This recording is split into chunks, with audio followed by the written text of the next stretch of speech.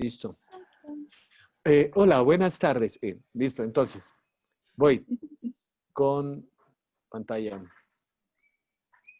Listo. Entonces, hoy la enseñanza se llama así, Fe Demoníaca. Santiago es una de las cartas que generó más polémica cuando se creó toda la reforma en cabeza de Martín Lutero, porque para Martín Lutero era muy importante lo que era la justificación por la fe, porque él lo que había vivido por mucho tiempo era la condenación y él sentía que Dios era una especie de juez que todo el tiempo lo estaba mirando.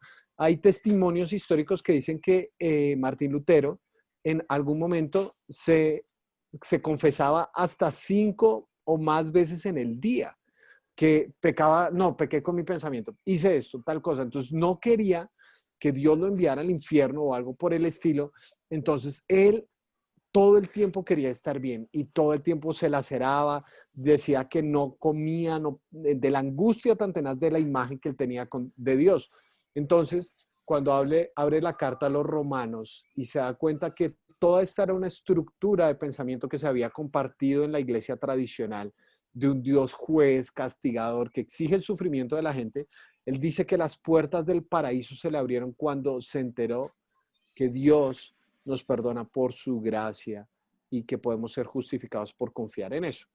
Entonces, él hizo una diferenciación muy grande con el tema de las obras, tan grande que incluso él llegó a pensar que como la carta de Santiago habla de las obras, él llegó a pensar que Santiago era una carta que, bueno, estaba en la Biblia y todo, pero él la calificó de la siguiente manera. Él dijo que es una epístola de paja, porque vuelve a hablar otra vez de las obras y él piensa que quiere encadenar a las personas otra vez a las obras. Sin embargo, esta fue una reacción de pronto bastante visceral de él por su forma de entender el Evangelio, pero no necesariamente tiene que ser así, porque el punto central, y este es uno de los textos fundamentales, el que vamos a leer hoy, de Santiago, de cómo Santiago encuentra un equilibrio entre nuestras acciones y la fe. O sea, que sí que somos salvos por la gracia de Dios, pero entonces la pregunta es, ¿cuál es el papel que juegan las obras dentro de la fe de nosotros? O sea, el propósito simplemente es, listo, confío en Jesús, en su obra y ya, listo, ya me voy para el cielo y no pasa nada más. ¿O cuál es el papel que tienen las obras dentro de la experiencia de nosotros como seguidores de Jesús? Entonces le quiero pedir el favor a alguien, pero es importante que todos sigamos la lectura, por favor, porque es un texto, no es tan extenso, pero para que todos estemos ahí, no lo vamos a leer por partes, sino lo vamos a leer uno solo, de una sola, y voy a hacerles algunas observaciones respecto a ese texto. Entonces, ¿alguien me quisiera ayudar, por favor, con la lectura de Santiago, capítulo 2, versículos 14 al 25? Yo, Miguel. Dale, Saris, por favor. Listo. Dice, hermanos míos, ¿de qué aprovechará si alguno dice que tiene fe y no tiene obras? ¿Podrá la fe salvarle?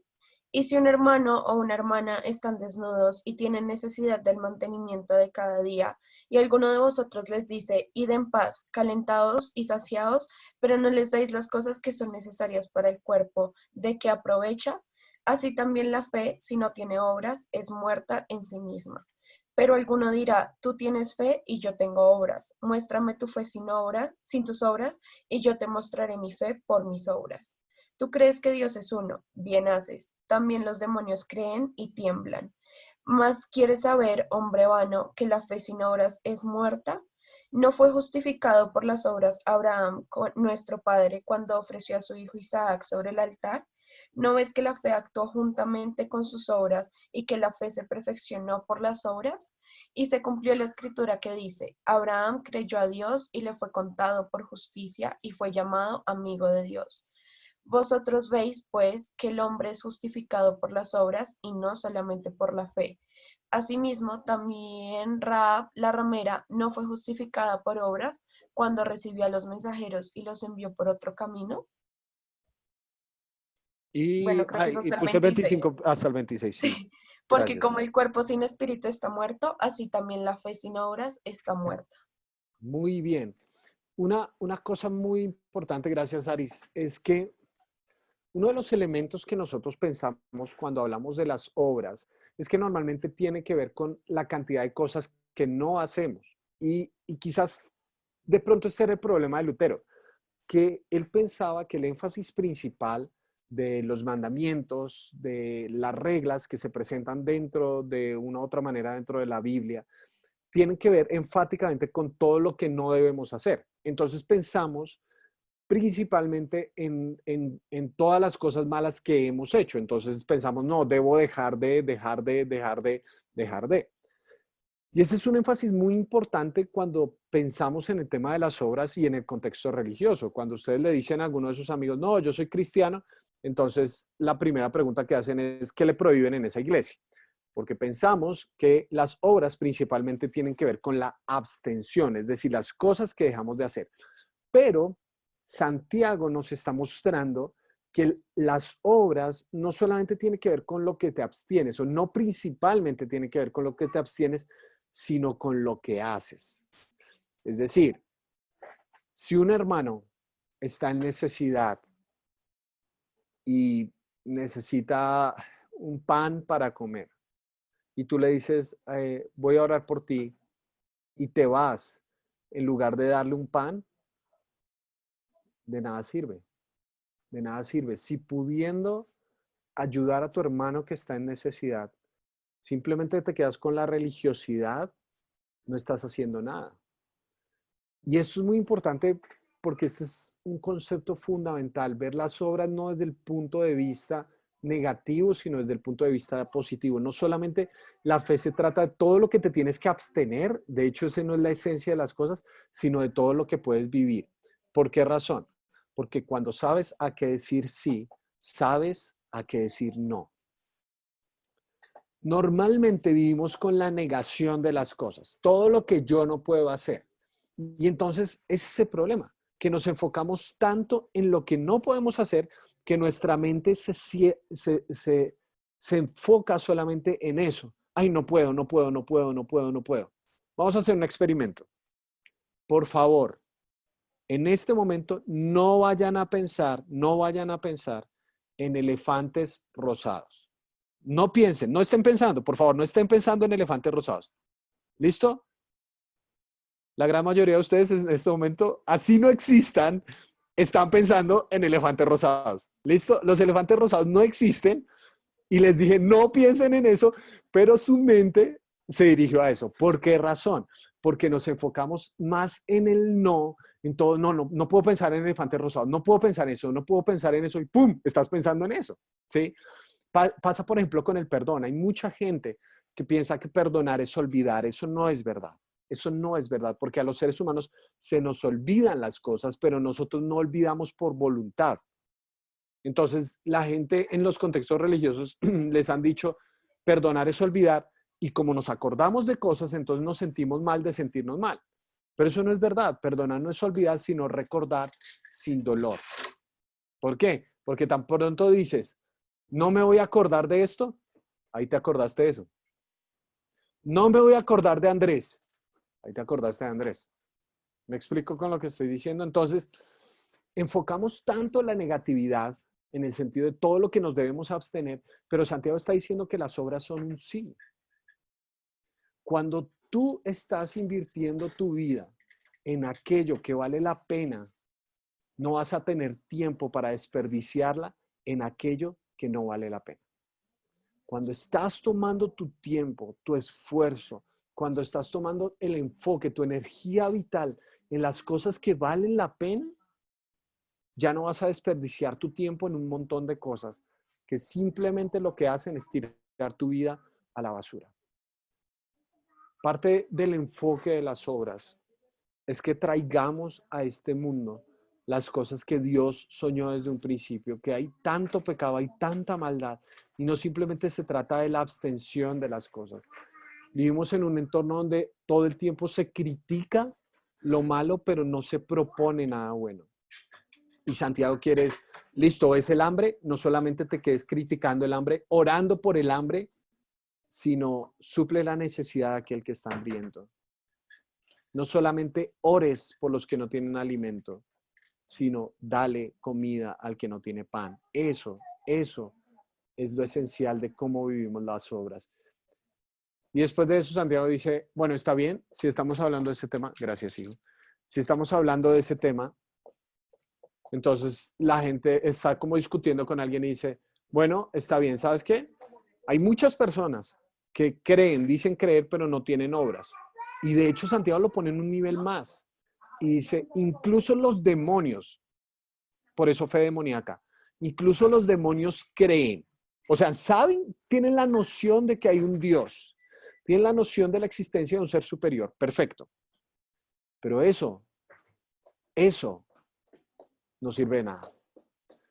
Porque hay formas de fe que no trastornan nuestra existencia. Los demonios siguen siendo demonios. Siguen buscando la maldad en la buena creación de Dios, a pesar de que saben de la existencia de Dios. O sea, el punto central de la fe no es si tú crees que Dios existe o no. ¿Vale? Porque aquí probablemente todos creamos que sí, que hay un Dios. Pero si eso no afecta la forma como vivimos, nuestra fe, simple y llanamente, es una fe demoníaca. Hay mucha gente que ha ido a la iglesia toda su vida, pero la clase de fe que ha tenido se parece más al infierno que al cielo. ¿Por qué? Porque sabe que existe un Dios. Porque quizás habla como si Dios existiera. Quizás tiene la doctrina correcta en sus palabras, pero esa noción de la existencia de Dios no ha transformado su existencia. No son agentes de restauración, sino de juicio, de condenación. Multiplican la maldad y eso es una fe demoníaca. La fe demoníaca es cuando te contentas con saber, pero no con ser. Y junto con ese asunto, Santiago nos presenta entonces, por contraste, una persona de fe como Abraham, ¿no es cierto? Que Dios dice, bueno, vamos a ver qué tanto Abraham confía en mí. Ustedes se acuerdan de la historia. Y entonces dice, bueno, Abraham, quisiera que me entregaras a tu hijo. Y el texto dice que Abraham confiaba tanto en Dios que sabía que si él mataba a su hijo, que si Abraham mataba a su hijo, Dios tendría tal poder que podría resucitarlo. ¿Por qué? Porque ese era el hijo de la promesa. Dios le había prometido que ese era su hijo y Abraham tenía tal confianza en Dios que estaba dispuesto a eso. Y después de ese acto de confianza absoluta, o sea, es como saltar sin paracaídas. Imagínate que te pidieran lo más preciado de tu vida. Eso es saltar sin paracaídas. Y después de eso dice que Abraham fue conocido como amigo de Dios. Vean, muchachos, a veces en el mundo evangélico se pelean tanto por títulos, por quién es el pastor, el cantante, el adorador, y se pone un montón de títulos, apóstol, profeta, Saiyajin Evolución 4, no sé, o sea, se pone un montón de títulos ahí súper. Pero lo que yo aprendo a Abraham es que el mejor título que tú puedes recibir en tu vida es que te llame Dios. Él, ella es mi amigo. ¿Se imaginan eso? ¿Se imaginan que cuando Dios vea, no simplemente diga, no, ella me sirvió mucho durante toda su vida? No, él es una gran persona, sino que Dios te diga, es mi amigo. Porque, porque eso es lo bonito. Porque un amigo conoce tu corazón. A veces queremos conocer tantos datos de Dios cuando lo que estamos llamados a anhelar es conocer su corazón. Yo, con un amigo tú hablas de cosas que pueden parecer bobadas, pero son la clase de profundidad que nadie más conoce. La fe que nosotros debemos anhelar no es simplemente no hacer cosas malas para no irnos al infierno después de morir. Eso es muy tonto. La fe que nosotros debemos anhelar es la clase de fe que, que quiere conocer el corazón de Dios, que quiere conocer a su amigo, que quiere que ese amigo le cuente cosas que a nadie más le cuenta. Eh, y yo espero que ustedes puedan anhelar eso, que su fe en Dios no sea simplemente análisis teóricos súper bonitos, como, ay, no, qué chévere, uy, no, qué nota está. Esa frase estuvo para postearla en Instagram o algo así, no, sino que cada vez que nos reunimos es el propósito de conocer mejor a Dios, pero, pero para conocer su corazón, para poder preguntarle, ¿qué piensas tú de esto? ¿Qué piensas tú de mi vida? ¿Hacia dónde la estás dirigiendo? Que el anhelo sea ser amigo. Y te das cuenta que cuando hay amistad, tú valoras tanto esa amistad que no piensas en la traición todo el tiempo, sino que el ser fiel a ese amigo es algo natural. Y que cuando te equivocas le pides perdón y regresas y ya, pero no estás enfocado todo el tiempo. No, no puedo fallarle a mi amigo, no puedo fallarle a mi amigo, no puedo fallarle a mi... No, pues porque las mejores relaciones, tú sabes que estar dentro de la relación no le estás fallando a esa persona. Conoces qué le gusta y qué no le gusta y procuras decirle cuando estás de acuerdo o no con algunas cosas, porque eso es ser amigo. ¿Mm? Y las obras simple y llanamente son un reflejo de la amistad que tienes con una persona. Por eso es muy importante aquí cómo usamos las preposiciones. Quisiera pedirle a alguien, por favor, si puedo buscar un texto que está en Efesios capítulo 2, versículos 8 al 10. Y alguien que lo lea, porfa. Ya Sarín nos leyó el de Santiago, ahora alguien más que lea, por favor. Efesios 2, del 8 al 10, si son tan amables. Porque aquí las preposiciones son muy, muy importantes en nuestra forma de entender el texto. Yo lo leo. Dale, Henry, por favor. Ok. Ustedes han sido salvados porque aceptaron el amor de Dios. Ninguno de ustedes se ganó la salvación, sino que Dios se la regaló. La salvación de ustedes no es el resultado de sus propios esfuerzos, por eso nadie puede sentirse orgulloso. Nosotros somos creación de Dios. Por nuestra unión con Jesucristo nos creó para que vivamos haciendo el bien, lo cual Dios ya había planeado desde antes. Listo. Para que vivamos haciendo el bien. Entonces, no somos salvos por buenas obras. Ustedes son salvos por un regalo de Dios. Dios les regaló eso, es un regalo. Tú no eres salvo por buenas obras, pero sí para buenas obras, para que vivamos el bien que Dios planeó de antemano. O sea, tú no haces buenas obras pensando que así te vas a ganar el amor de Dios. Eso no funciona de nada. No, no sirve de nada, no sirve de nada, ¿sí? No estás pensando como, ay, no, tengo que hacer esto para que Dios no esté bravo. No, no, no, no. Tú haces esto porque sabes que eres creación de Dios y que estás en el proyecto de Dios de restaurar su creación. No eres salvo por buenas obras, sino para buenas obras. Es lo mismo que le pasaba a la prostituta Rahab. Es lo mismo que le pasaba a la prostituta Rahab. Es una mujer que era prostituta y todos sabemos a qué se dedican las personas que tienen ese oficio. Pero vean que Dios no miró como, tienes que hacer tu vida bien y ahí sí voy a usarte. No, esta persona vivía de esa manera, pero algo hizo clic en su mente y actuó en consecuencia con el conocimiento de, hay un Dios todopoderoso y ese Dios tiene un pueblo y quiero ayudar, quiero hacer algo diferente. Un par de ideas más para terminar. La primera es que lo que vives demuestra lo que en realidad crees. Yo sé que muchos de ustedes han crecido en contextos donde de pronto la idea que se les ha transmitido de Dios es que lo único que Dios tiene por hacer en nuestra vida es aburrirnos y demostrarnos todo lo terriblemente malos que somos y la porquería de ser humanos que somos. Eh, y con razón, muchas veces vives eh, triste, apagado, amargado.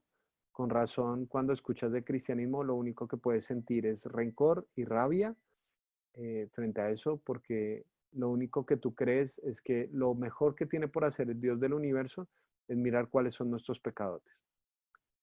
Pero si tú crees en un Dios que tiene propósito de restaurar todas las cosas y que te está invitando a ese proyecto, tú vas a dedicar tu tiempo a las cosas que valgan la pena y vas a ver que poco a poco todas esas cosas en las que te enfocaste que eran negativas van a ir menguando. Pero yo cómo sé eso, no simplemente lo sé por tus declaraciones, sino por cómo vives. Por ejemplo, si tú crees que Dios es alguien digno de confianza, ¿yo cómo sé eso? ¿Solamente por tus discursos o porque tú confías en Dios? Porque me demuestras con tu vida como, Miguel, no tenemos un peso, pero yo no me voy a amargar. Yo no me voy a amargar porque yo sé que Dios va a proveer. Eso me habla más que tus muchos discursos y que los muchos versículos que sepas. Por ejemplo, cuando Dios te dice que debes perdonar a alguien. Claro, tú puedes escribir libros, puedes escribir blogs y posts al respecto. Puedes escribir todo eso, perfecto.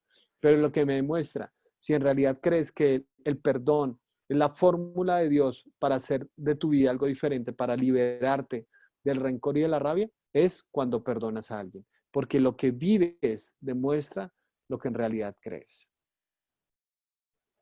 Así que creo que lo que Santiago nos está llevando a hacer es esta palabrita en griego. Metanoia. Está compuesto por dos conceptos, meta y noia. ¿Listo? Soy un genio de las palabras, una cosa increíble. Meta significa cambio. ¿Listo? Cambio. Y noia o nous es una de las palabras que usaban los griegos para referirse a la mente. Entonces, metanoia es cambio de mente. ¿Listo? Cambiar la mente, cambiar nuestra forma de abordar las cosas, nuestra forma de pensar.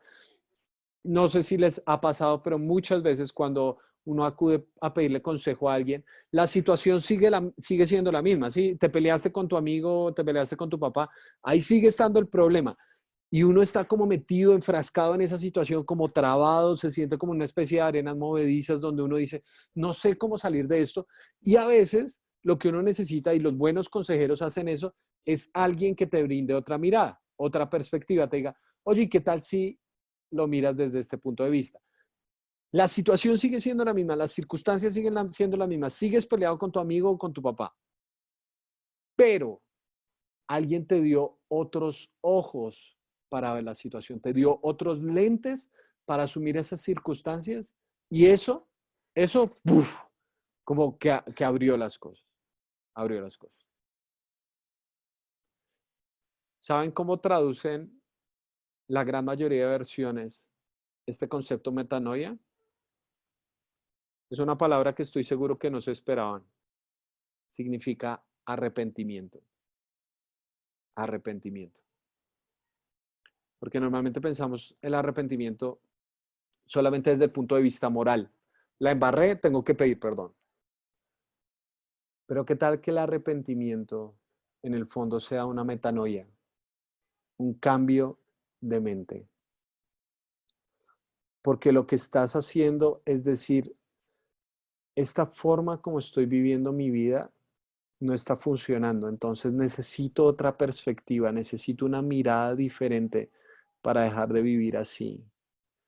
No simplemente necesito condenación o algo así, pero necesito cambiar mi mente, en dónde enfoco mis fuerzas, en dónde enfoco mis energías. Si estoy desperdiciando mi vida en esto, yo quiero saber en qué debo invertirla.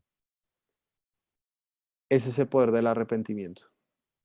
El arrepentimiento no solamente se trata de, ay no, soy una porquería, soy el peor de los seres humanos, sino que Dios quiere prestarte sus ojos para que veas tu realidad con otra mirada. Y entonces puedas vivir y no solamente tener una fe demoníaca que sabe que Dios existe y toda bla, bla, bla, bla, bla, sino que puedas experimentar, vivir y ser una clase de persona que logra unir la fe con las obras. Porque yo creo que esa es la clase de fe que de verdad va a transformar este mundo. La clase de fe que por mucho tiempo se ha predicado es una fe demoníaca, que simplemente se trata de concepciones individualistas donde yo me salvo y los demás que se mueran. Pero la clase de fe que va a cambiar este mundo es, claro, yo soy salvo porque es un regalo de Dios. Y por esa razón tengo el firme propósito de hacer de esta creación algo distinto. Y voy a invertir mis fuerzas hasta que se me vaya la vida. Voy a invertirla en hacer de este mundo el lugar que Dios tenía en mente desde un principio. Y cuando cambia tu mente, cuando no simplemente piensas que esto es un discurso religioso para hacerte sentir mal, sino que esta es una invitación para que vivas como vivió Jesús, ¡pum! Probablemente encuentres esperanza y ánimo de verdad en tu vida. Entonces, esas eran las ideas que quería compartir con ustedes, muchachos. Y quiero saber qué pensamientos les genera. Si tienen preguntas, comentarios respecto a esta reflexión, me encantaría escucharlos antes de pasar a nuestro espacio de grupos pequeños. ¿Alguien? ¿Alguna pregunta, comentario, idea? Yo sí tengo una. Dale, Henry. A mí siempre me han quitado pues una cosa, o sea, dices pues que Dios nos llama amigos, ¿sí? Uh-huh. Pero como yo sé que soy amigo de Dios y no que me estoy como autosugestionando, pensando que lo soy y que llegue al cielo y me diga Dios, no, tú no eres mi amigo, o sea, algo así. No sé si me hago entender. Sí, mira, yo creo que la respuesta está en Juan.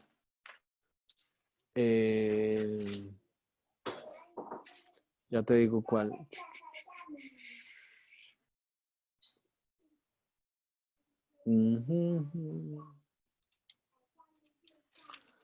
Juan.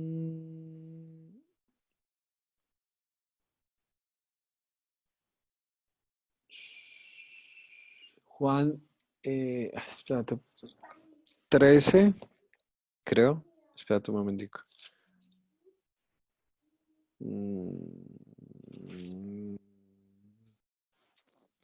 Espérate, estoy buscando.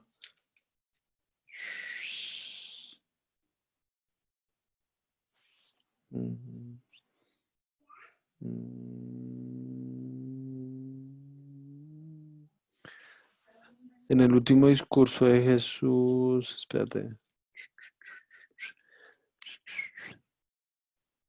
Bueno, estoy buscando ese. Quisiera mientras, Henry, ya te contesto, estoy No, buscando dale, aquí. dale, dale, tranquilo.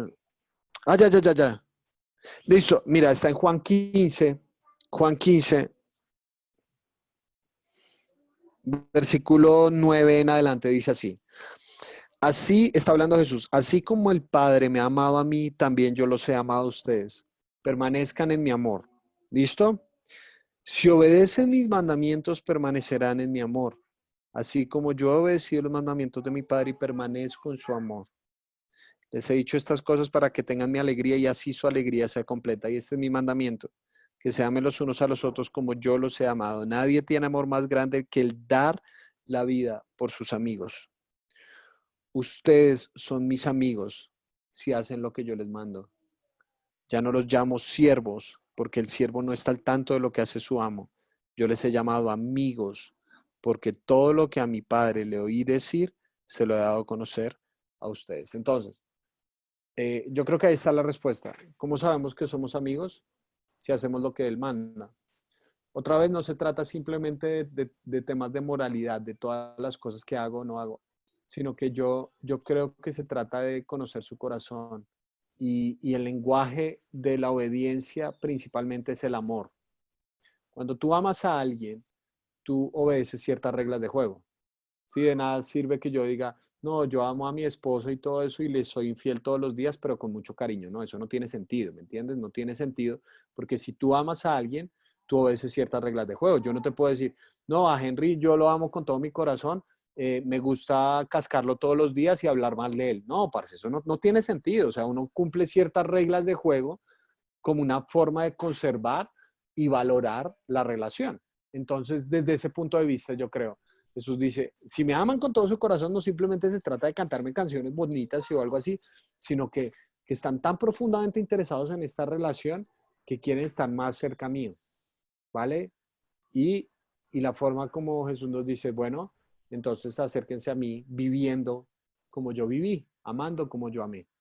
¿Sabes? Ajá. ¿Está bien? Listo, Ahí, pues. ahí tienes la certeza de somos amigos, ¿vale? Listo, pues. Gracias, Henry. ¿Alguien más? ¿Tiene pregunta, comentario, idea? Yo tengo una pregunta. Dale. Al Ah, principio nos decía de la fe con obras, sí, ¿cierto? Entonces, sí. listo, yo hago las obras porque tengo fe y todo. ¿Cómo sería? O sea, ¿cómo es? ¿O sería como parecido? Es que no sé cómo plantearlo. Dale, mándala y ahí Ah, lo miramos. sino como existe una persona, o pues no sé, a mí me ha pasado, por ejemplo, que hay momentos en que yo no estoy 100% segura de la creencia de Jesús, pero Sí. donde todo tengo la necesidad de ayudar a una persona u otra. O sea, si una persona hace las obras correctas, no por el hecho en su cabeza de es correcto, tengo que hacerlo, sino como porque le nace del fondo de su alma, de su corazón, Ujú, de sus entrañas, no sé, ¿sí? ujú, Pero ujú, hacer las cosas de forma como correcta, sí, de forma bonita, de forma bien, pero ujú. no tiene la fe, no cuenta. Pues, Diane, o sea, yo no creo, creo, lo que he tratado de demostrarles es que la fe de la que estamos hablando no es solamente una fe conceptual, ¿vale? O sea, lo que pasa es que ustedes y yo tenemos un problema y es que nacimos después de la modernidad. Entonces, para nosotros, lo más importante es lo que la ciencia pueda demostrar. Pensamos que esa es la forma suprema de conocimiento, ¿vale? Vale. Entonces, está científicamente comprobado que cuando alguien dice científicamente comprobado, le creen. ¿Listo? Entonces, si yo digo, está científicamente comprobado, ya, listo, te creímos, ¿vale? Entonces tenemos que ser muy cuidadosos con eso. Tenemos que ser muy cuidadosos con eso, porque la forma como tú me estás preguntando es decir, ah, a mí me cuesta entender, y estoy haciendo énfasis en esa palabra, por ejemplo, me cuesta entender cómo funciona el tema de la resurrección. Entonces tú probablemente dices como, me cuesta entenderlo. Entonces tú crees que creer significa lograr explicar. ¿Por qué? Porque eres hija de tu época y, y la ciencia nos presenta eso. O sea, ¿cuál es el propósito de la ciencia? Explicar las cosas, explicar cómo funcionan las cosas. Entonces pensamos que si no logramos explicar algo, espérame, si no logramos explicar algo, entonces esa cosa no es verdadera. Me explico, sé que estoy diciendo como las mismas palabras 65.000 veces, pero si no Pero sí logramos ubican, sí. explicar algo, si no logramos explicar algo, entonces ese algo no es real. Eso no es cierto. Eso no es cierto. ¿Vale? Eh, por ejemplo, solamente para que pienses. Todos hablamos del tiempo. Los científicos hablan del tiempo. Pero ¿qué es el tiempo? Sí, no se logra explicar. Entonces ves que no logramos explicarlo, porque decimos que incluso que el tiempo es eterno. Cuando No, no usamos el creo en el concepto de tiempo. eterno, cuando usamos el concepto de eterno ya estamos usando una medida temporal. Entonces no podemos definir lo mismo con el concepto del cual proviene. No tiene sentido, no tiene sentido. Entonces, simplemente como una idea para que veas. Todos vivimos el tiempo, todos hablamos del tiempo. Uy, ha pasado un montón de tiempo. ¿Qué es el tiempo? ¿Qué es el tiempo? ¿Vale? Ahí los dejo para que se les estalle una neurona es fin de semana. Entonces, dicho eso, la fe que estamos aquí transmitiendo no es simplemente una fe conceptual. Y ustedes, Diane, ya me conoces de varios años atrás, sabes que para mí es muy importante pensar y entender. O sea, yo no les estoy diciendo que se suiciden intelectualmente, les estoy diciendo que profundicen, que busquen. Tú sabes, Diane, tú sabes que yo he leído, que investigo, que cuando no entiendo algo trato de entenderlo de mil formas diferentes. Pero, pero yo sé que mi conocimiento tiene un límite que es susceptible de crecer, pero también es susceptible de que muchas cosas yo no las pueda conocer en el resto de mi vida, ¿vale? Entonces, no puedo delimitar mi fe a lo que yo puedo entender, porque eso es más ilógico que cualquier otra cosa. porque lo que nosotros conocemos es mucho más, lo que nosotros no conocemos es mucho más que lo que conocemos. Entonces, dicho eso, ¿quién tiene más fe? ¿El que espera a tener todo claro para hacer las cosas? ¿O el que aún no teniendo claro todo, hace las cosas?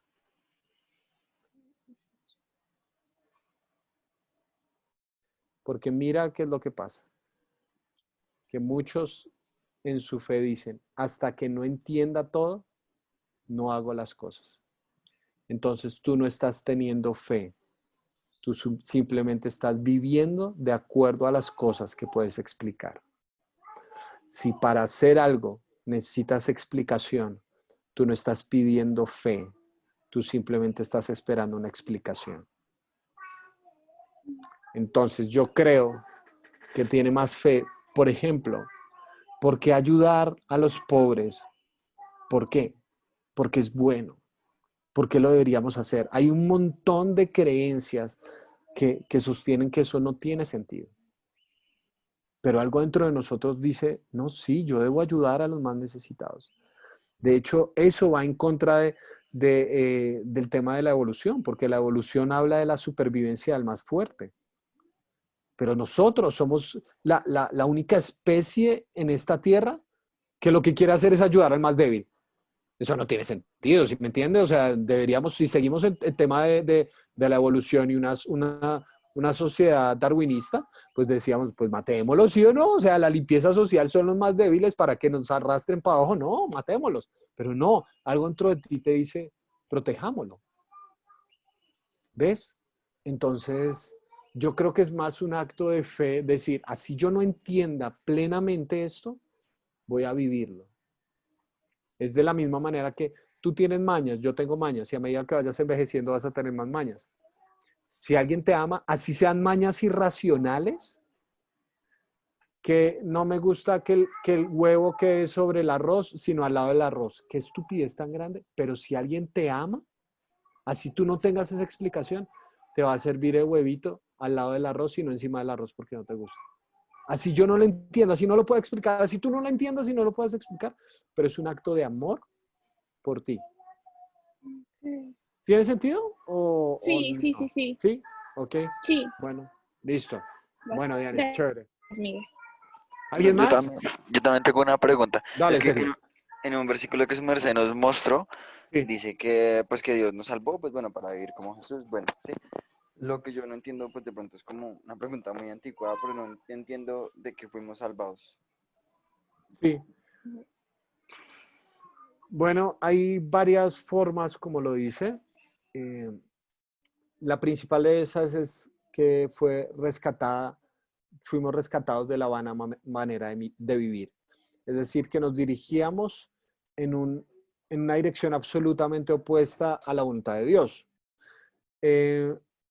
Algunas personas te dirán que fuimos salvados, pero quizás esa sería la consecuencia última de la imagen que tenemos del infierno y la condenación y todo eso, pero eso es una condenación, ese es el resultado más que la causa principal. Entonces, yo creo que fuimos rescatados de la vana manera de vivir. Entiéndase, si queremos usar una sola palabra para eso, es del pecado, o sea, el reino del pecado. Ya no estamos sometidos al reino del pecado, sino que Dios nos ha mandado un salvavidas para vivir de una forma distinta, y por eso lo que tú hacías énfasis es importante, vivir como Jesús vivió. Porque lo contrario a vivir como Jesús vivió, en última instancia, termina siendo un infierno, y el infierno no solamente estoy pensando en un lugar donde hay llamas después de que nos morimos, sino estoy pensando en este mundo. No tenemos que esperar a morir para conocer el infierno, porque todos sabemos que en este mundo hay muchos infiernos, ¿verdad? Entonces, yo creo que Dios nos rescató de vivir de esos infiernos. Esa sería mi idea. ¿Vale? Pero sí, digamos que, o sea, sí, lo entiendo, pero tenía la inquietud, no sé si explícita en la Biblia, Dale. si de pronto nosotros fuimos salvados en algún punto de nuestra historia o si es de que, digamos que, no sé, desde que estamos aquí en la tierra ya somos salvados. O si fue en un punto como tal, o Ok, si fue...